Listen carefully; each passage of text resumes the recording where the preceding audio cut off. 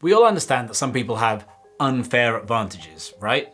Whether it's rich parents or an inside track or just frankly being ridiculously good looking, whatever it is, we think, oh, it's easy for them. If only I had that, I would be in their shoes too. But you know what? Here's the truth. We all have unfair advantages. Every person and every business. And to be honest, a big part of strategy is about identifying what yours is and then leveraging it. Sure, you can create advantages out of thin air, and a lot of my book, No Bullshit Strategy, is about that. But come on, it's better to use the unfair advantages that you currently have, right? And that's what we're gonna do today. We're gonna find yours. Now, a great example of a subtle unfair advantage like this can be seen with the story of Spotify. Now, these guys, they're quite unusual because they're a unicorn tech company based in Sweden. And frankly, that doesn't happen a lot. The number of serious tech players in Europe is, to be honest, it's a little bit of a continental embarrassment. And yet for Spotify, being based in Sweden was, as it turned out, their unfair advantage. Why? Well, because Sweden's status as an insignificant backwards market made it far easier for Spotify to secure music licensing rights than it would have been if they were in the USA. Their founder Daniel Ek laid it out when he said, "A lot of our success came from the fact that we started in Europe. Most media companies are really driven out of the US, which means there's a lot of attention on those homegrown markets. And it also means that the check sizes you have to write are a lot bigger."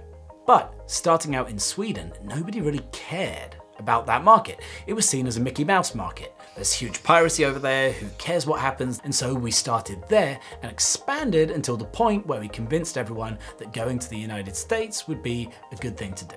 Interesting. Now, do you see what's going on here? Just being based in Sweden is not an unfair advantage on its own, and you wouldn't necessarily look at it that way cold.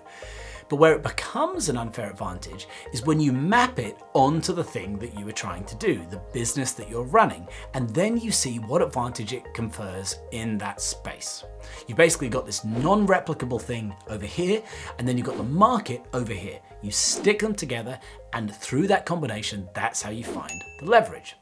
And this is the basic formula that I want you to use to identify the unfair advantage that's going to power your career and your business. So now that we've covered the basic idea, I'm going to show you the process to go through to do this effectively.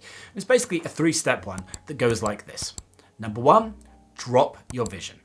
Number 2, look for what's easy. And number 3, look for what's different. Look for what's non-replicable. Let's get into it. So the first step, drop your vision, is crucial. Because you see, the reason that most people don't perceive their unfair advantages that are right under their noses often is very simple. It's because these advantages don't align with their assumptions about their business. You see, most people, they have this vision in their head, this image of what their business is and where it's going. And so their subconscious mind, it blocks out anything that doesn't align with that, even though they might be sort of super advantageous things. And that is deadly. Because you see, the path for almost every great business in history that's ever existed is not one of having this clear vision from day one and then executing it. No, it's one of self-discovery, of discovering the path that works for this business in an emergent manner, which is open-minded and receptive to unplanned possibilities. A simple example of this principle can be seen in the evolution of Facebook, for instance. You see, the first iteration that Mark Zuckerberg created when he was in Harvard was not Facebook as we know it today. It was this hot or not website where you could basically rate the attractiveness of your classmates. Not exactly very Facebook as a concept. Now, I want you to imagine how different history might have turned out if he'd remained, in that sort of like stubborn way, committed to that vision. Screw the whole social media thing. This business is here to rate people's sexiness, and I'll be damned if I'm going to divert from that. I mean, of course, this would have been dumb. He would never have been able to see the signals that he had something far more interesting on his hands here. So the same thing applies to you. You need to hold your original vision very loosely, because otherwise your unfair advantages that are right under your nose, they're just going to go unnoticed. So now that you've opened your mind a little, we can move on to step 2, which is looking for what is easy. And the idea here is a very simple equation of effort versus results. Now, our aim is to find the path that has the lowest effort and the highest results, because that is a signal that we are leveraging our unfair advantages. And what I often see when I consult with a business is that they're putting very high effort into one part of their business, one product, one customer segment, whatever, with kind of mediocre returns. While in the meantime, there's another totally unloved part of the business, which is actually performing really well, despite them putting in minimal effort, the kind of unloved stepchild of the business. Now, years ago, for example, I had this with a client of mine, Moju, who were the pioneers of juice shots in the UK market. Now, it's crazy to think, looking back on it, but at the time, their core product was not actually juice shots at all. It was regular bottles of juice. The shots were just a little bit of a side project. However, it was very clear that when you looked at the business, that their core product, their main product, was not actually doing particularly well. The traction was all coming from this weird little side project, the juice shots, because these were obviously a new, exciting, different thing that retailers could look at and say, hey, we don't have something like that, let's have it. So you see, at the time for Moju, they were putting all their energy, all of their love into this part of the business that didn't really work because this is how they imagined the business they were building. While the true future of their business was sitting over here, tidily pulling in money and getting interest and getting leads and converting the leads, even though they were not putting as much attention on it. So what you must do here is go where the effort is low and the rewards are high, because that is a signal that you are leveraging something there, and that is a signal of where your true strategic advantage lies. Now, to do this, let's just make it very simple. Look across your business and take every initiative you're doing and give it a score. Number 1, a score out of 10, how much effort did we put into this, or are we putting into this? And number 2, how well did it perform? How well is it performing? Now, wherever the ratio of these two numbers is most favorably skewed with the lowest effort, highest return, that is what your business is. That is where you should be going, even if it is something which at the moment you see as a bit of a non-entity, a bit of a side hustle. This is the best way of uncovering your unfair advantage because it's happening right now. It's playing out before your very eyes, even though you don't quite realize it. But look, we also need to acknowledge that this technique doesn't always work. So that takes us on to step 3, an alternative way of doing this, which is to look for what's different. Now, this is a little bit more blue sky and it requires a bit more creativity, but it can still be a fascinating exercise. Here, you are simply looking for all of the non-replicable things that there are about you, both as a founder and as a business. And then you're going to explore how these might be advantageous in your market. Now, it can be really hard to come up with this stuff off the top of your head. At first, you're probably going to think, oh, I don't have anything. So to make it easier, I just want you to think about it in terms of the following categories. And you're quickly going to see that actually you've got more than you think.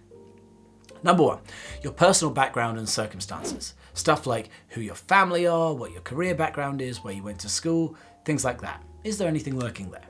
Number 2, your network and social capital. What connections do you have? What social circles do you move in? Do you have a mentor, something like this?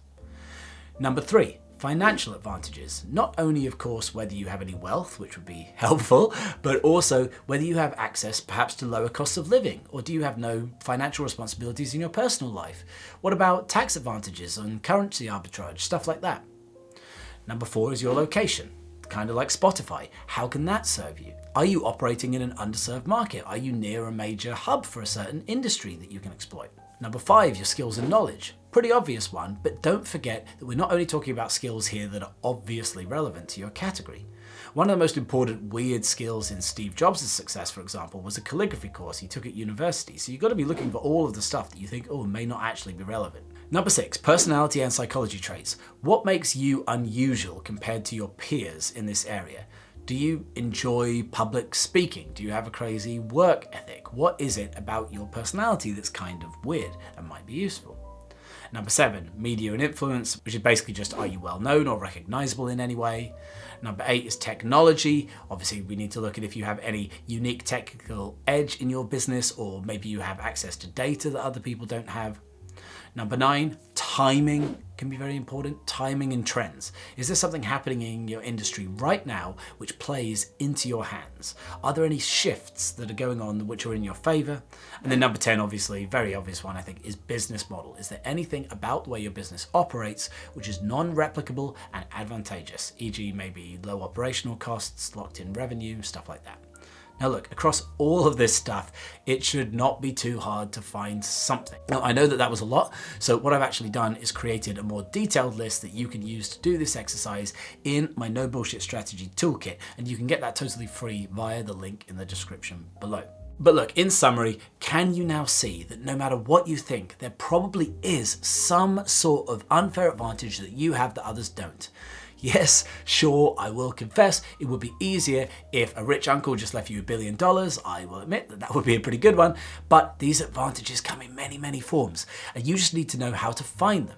I'd love to hear your thoughts about this idea, and let me know in the comments if there's anything that this sparks for you, or indeed anything that you didn't get, because I'll reply to all of them. But just promise me that you will think about it, that you'll find that thing. And when you found it, make sure you use this video right here, this masterclass on writing a strategy to turn it into a plan that will maximize its value to you and deliver returns.